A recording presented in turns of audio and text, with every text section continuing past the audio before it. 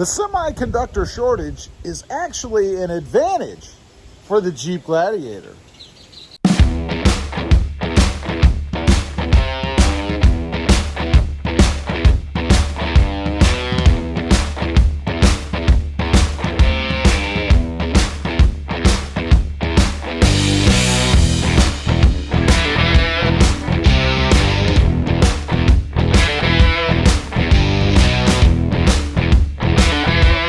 Everybody, how are you today? Pretty good here, and that's right.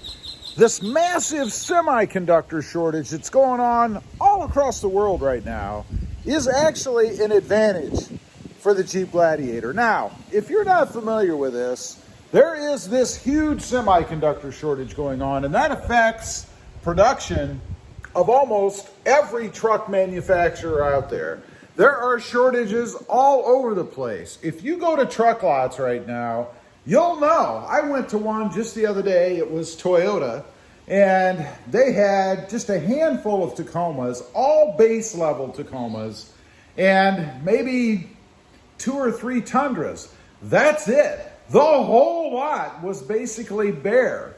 So then I decided, well, let's check out Ford, So I drove by a Ford lot, and it's the same thing. It's crazy. I've never seen such a shortage of brand new trucks in all my 30 plus years, heavily on the plus side there.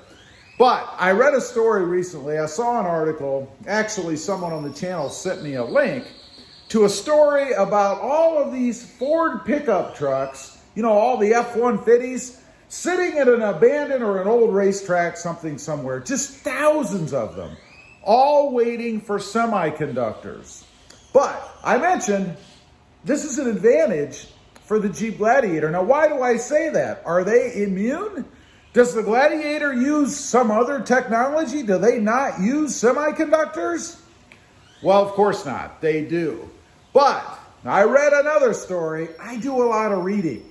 Another story about how today's truck manufacturers plan.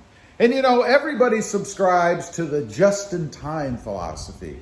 As an ex-purchasing manager, I can tell you I absolutely hate that philosophy, because that means as a buyer, you're always struggling to get stuff to show up almost exactly at the moment that you need it, right?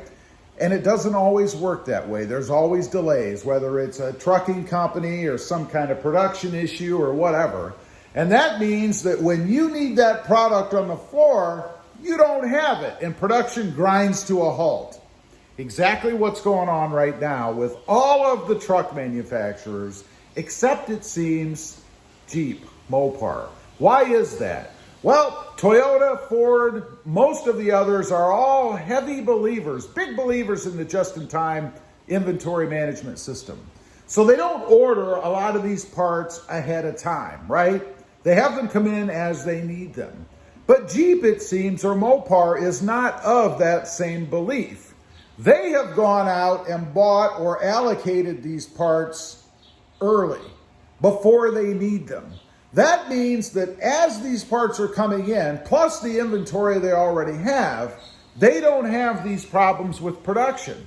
Now, I say that because, like I say, I had seen an article about why it doesn't seem that Jeep is having the same issues with their Jeep Gladiator as, say, Toyota is with the Tacoma and the Tundra. So I thought, I'm gonna check that out myself, right? So I went to a dealership recently, and I did a video on it, a little drive-through at a dealership. And I was amazed at the number of Jeep Gladiators on the lot. They must have had 20 or 30 Jeep Gladiators, which seems to be about normal inventory for Jeep. At least every time I've gone there, I always see that kind of quantity sitting there on the lot. So it doesn't appear to me that Jeep is having any problem, at least not right now. I'm sure they're affected a bit, and I'm sure if this continues and goes on, it will affect them eventually, right? Because if the semiconductor people aren't manufacturing semiconductors, then eventually that's going to catch up with Jeep too. But it seems to me that at least in this short run, they don't seem to be having as big of a problem. And it's interesting because I'm seeing more Jeep Gladiators on the road, more Jeep Gladiators on the road than I've ever seen before. And maybe erroneously, I thought that it's because they're becoming more popular, right? People are taking them out, people are driving them, they're liking them, they're buying them. But now, as this semiconductor shortage continues, I'm starting to think that maybe that's not the case at all. I mean, don't get me wrong. It's an awesome truck. I love it. And I think if people just give it a chance, they'll love it as well. But I think the reason that I'm seeing more of them on the road down here is simply because they're almost the only game in town, right? I mean, if you want a truck and you want some choices, some variety, even down to something as simple and what should be as meaningless as color, you go to the Jeep Gladiator because there are tons of them on the lots to choose from, right? If you go right now and you're looking again for a Toyota Tacoma, at least in my area, you're going to buy base SR5 and you're going to choose between silver or gray. That's it. You don't even see a black one on the lots. It's craziness how low the supply is right now. Now, the other good thing for Jeep or Mopar, Chrysler, Fiat, whoever they are these days, is that it's giving them an opportunity. You know, it really couldn't have come at a better time for them, assuming that they can maintain their supply of semiconductors, because they have this new truck. I mean, it's only model year old, that's come into the market, right? So they're coming in, and now the competition is being shrunk, at least the availability of it, by this semiconductor shortage. So it gives Jeep an opportunity to get a bit of a stronger foothold in the marketplace, right? I mean, if people have to have a truck and these Jeep Gladiators are available, maybe they were going to get something like a Tacoma. They just couldn't wait because they need it for their job. Maybe their truck is old and dying, needs too much money put into it. Who knows?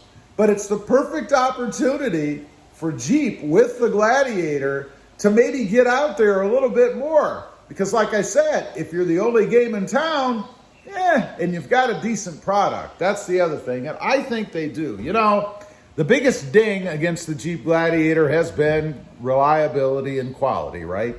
And I had my own issue with a few gremlins on my previous Jeep Gladiator. But this second one that I have has been spot on, perfect, no problems. And I've heard from a bunch of people, subscribers to the channel, that they've never had problems with theirs.